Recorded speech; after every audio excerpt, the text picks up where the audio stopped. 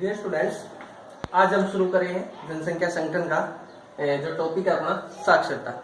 एक बार उससे पहले मैं थोड़ा आपको बताता हूँ कि आप मेरे एक जो पर्सनल है कि आप मेरे चैनल को ज़्यादा से ज़्यादा शेयर करें, सब्सक्राइब करें। मुझे क्या है, कुछ नहीं इसमें फीस आपसे लेनी, सिर्फ मेरी फीस आपकी यही है कि आप इसको सब्सक्राइब करें और इसको ज़्यादा से ज़्यादा शेयर करें। और ये नहीं है कि भाई मैं इसमें भूगोल के से रिलेटेड ही डालूंगा, ऐसे से रिलेटेड ही डालेंगे।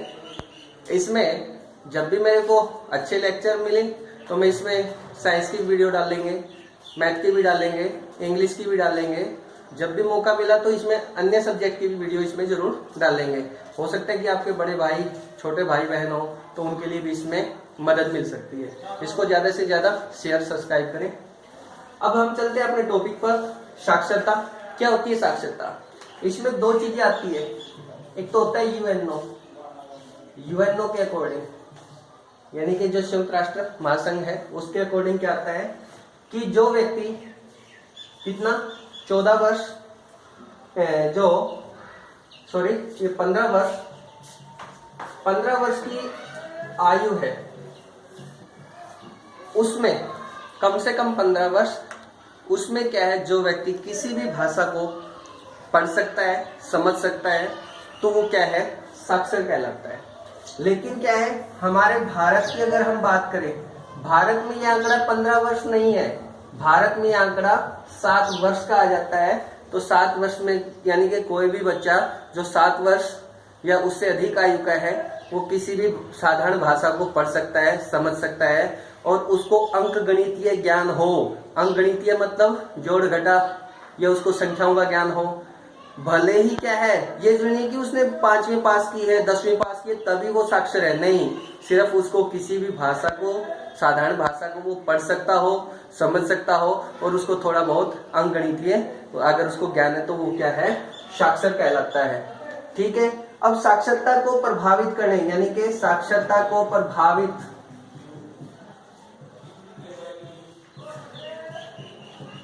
करने वाले कारक, इसमें एक चीज का ध्यान रखना है, साक्षरता कब प्रभावित होती है? या तो क्या है, ज्यादा पढ़ लिख लें या ज्यादा अनपढ़ रह जाएं, तभी साक्षरता प्रभावित होगी। और ये कब मुमकिन होता है? इसमें कई कारक जिम्मेवार होते हैं। कई कारक कौन से जिम्मेवार होते हैं? जैसे क्या है, आर्थिक कारक है, आर्थिक कारक जिम्मेदार है, सामाजिक कारक है, और तीसरा फिर आ जाता है इसमें कुछ धार्मिक कारक भी है। अब धार्मिक कारक वो कैसे हैं, सामाजिक कारक कैसे हैं, वो मैं आपको बताता हूं। इसको ध्यान से समझना है आपने। आर्थिक कारक में कोई व्यक्ति अच्छी आमदनी प्राप्त करता है, अच्छे आय के स्रोत है, तो वो क्या है, अपने बच्चों को क्या है, अच्छे अच्छे स्कूलों में, अच्छे अच्छे कॉलेजों में पढ़ाता है। तो क्या होगा उसका उसके बच्चे क्या अच्छा पढ़ लिख लेते हैं। अब आपने देखा है, जिस व्यक्ति के पास 2 वक्त की रोटी नसीब में मुश्किल से हो पाती है, क्या वो अपने बच्चों को बढ़िया ढंग के स्कूलों में पढ़ा सकता है? नहीं पढ़ा सकता। यहाँ तक कि क्या है, उनके बच्चे भी क्या है, अपनी आजीविका कमाने में 2 वक्त की रोटी प्राप्त करने के लिए क्या है, छोटे मोटे काम करते रहते हैं। तो ये आर्थिक कारक इस प्रकार से क्या है, साक्षरता दर को प्रभावित करते हैं।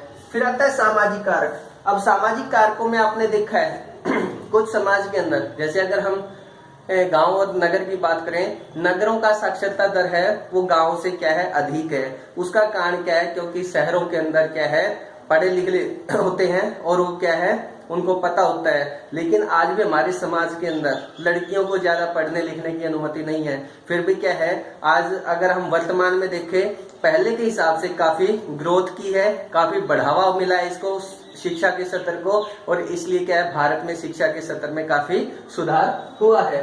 सामाजिक कारक भी जिम्मेदार होते हैं। फिर आता है धार्मिक कारक। अब धार्मिक कारकों में अगर हम 2 धर्मों की बात करें, हम हिंदू धर्म को छोड़ देते हैं, ईसाई और मुस्लिम धर्म की बात करें।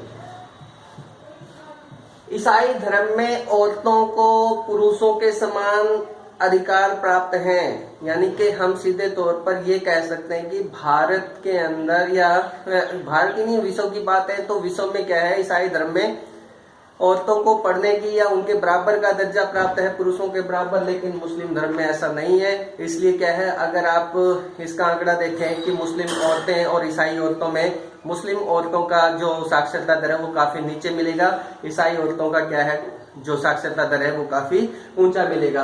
अगर हम भारत की बात करें, भारत में क्या है, सबसे अधिक साक्षरता दर वाला देश और राज्य कौन सा है, केरल। और सबसे कम साक्षरता दर कहाँ पर है, बिहार के अंदर सबसे कम साक्षरता दर है। तो ये इसका है टॉपिक। और इसके बाद जो नेक्स्ट टॉपिक आया है आपका, वो नेक्स्ट टॉपिक है व्यवसायिक संरचना।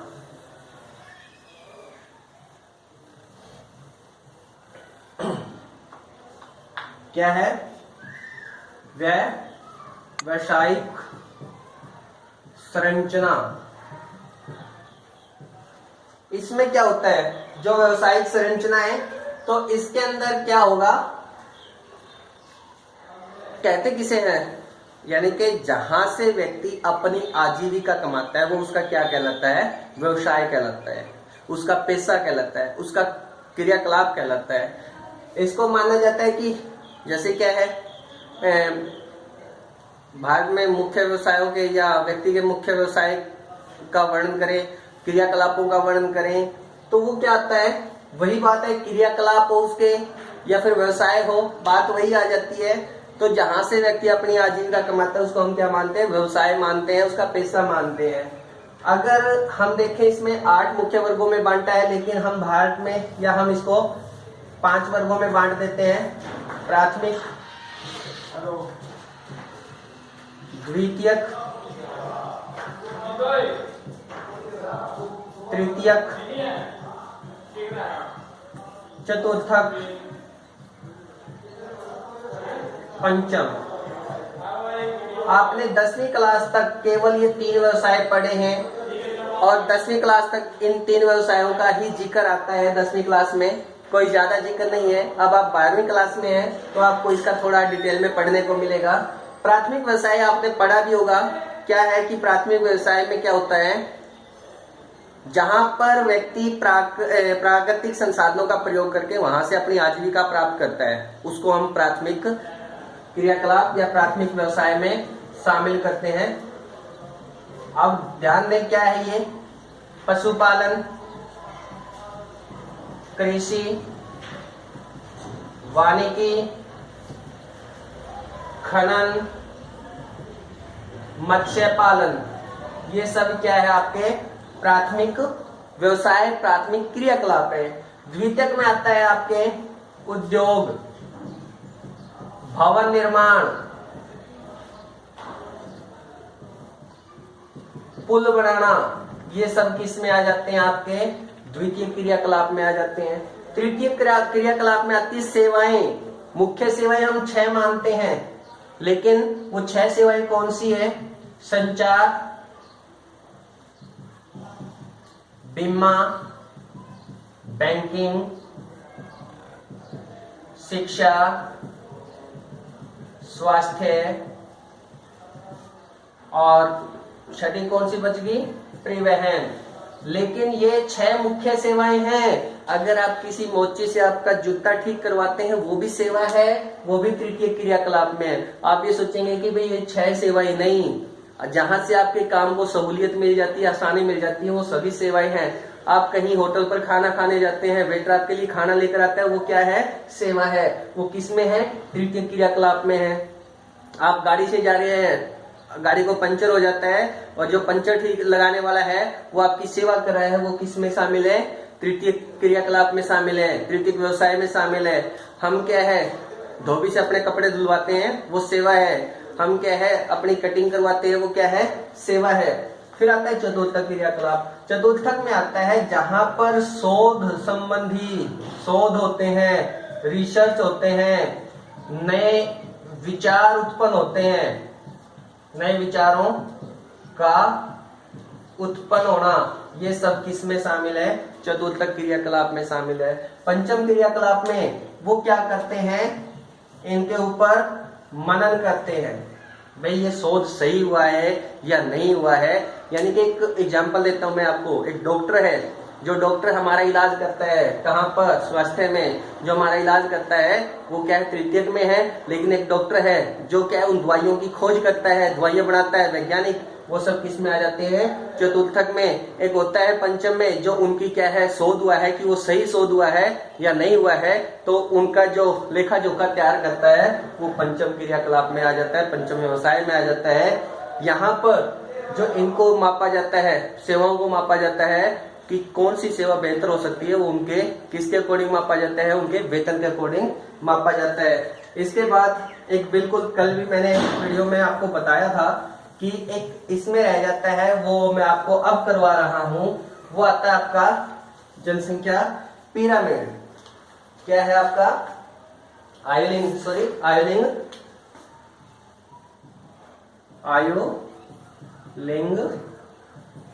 पिरामिड।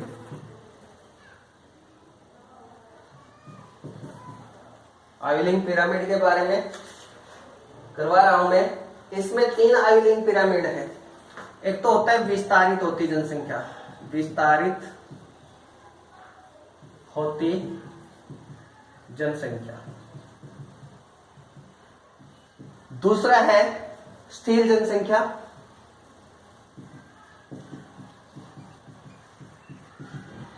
और तीसरा है हवासमान जनसंख्या।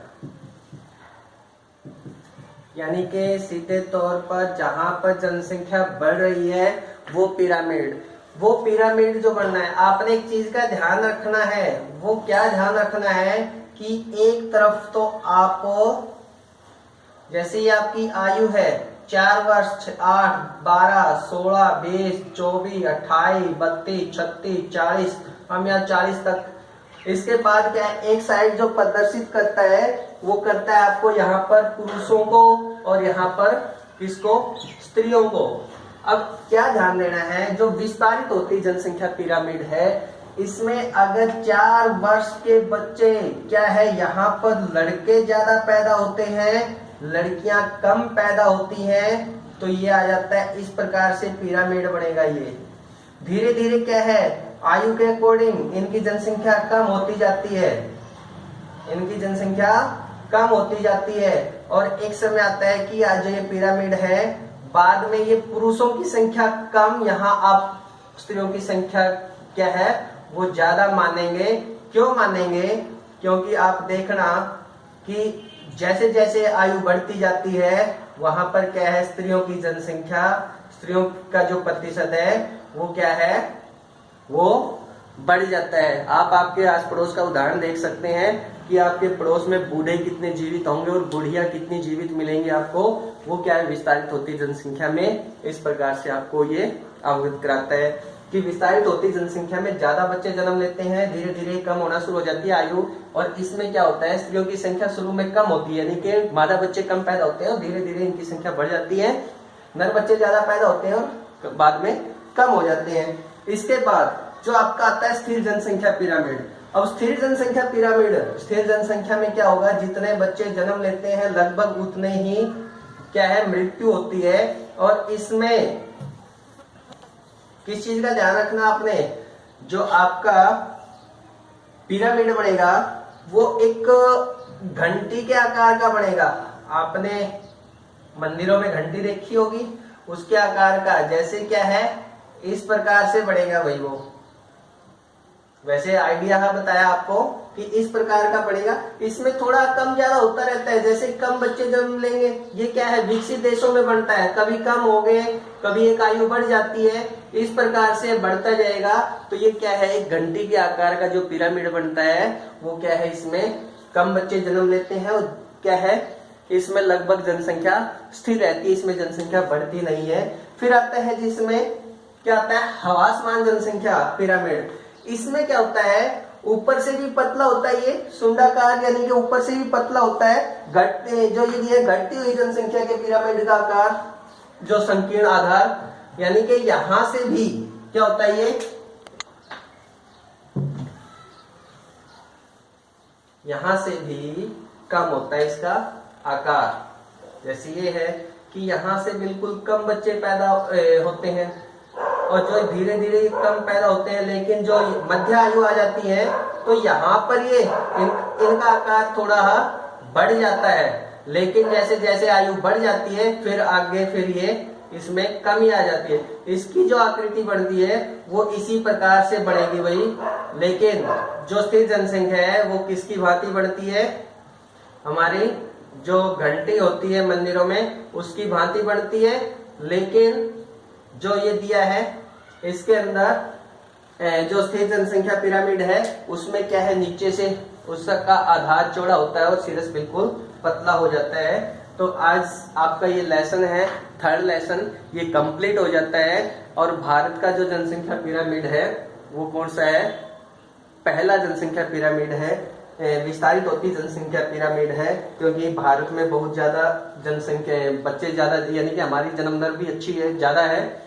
और लेकिन जो हवासमान जनसंख्या पिरामिड है ये यूरोपीय कंट्रियों की ज्यादातर हवासमान जनसंख्या पिरामिड है। और मैंने एक बार, अगर ध्यान नहीं हो, आपको एक क्वेश्चन करवाया था कि भारत का एक ऐसा राज्य है जिसकी तुलना किसके साथ की जाती है, यूरोपीय देशों के साथ की जाती है।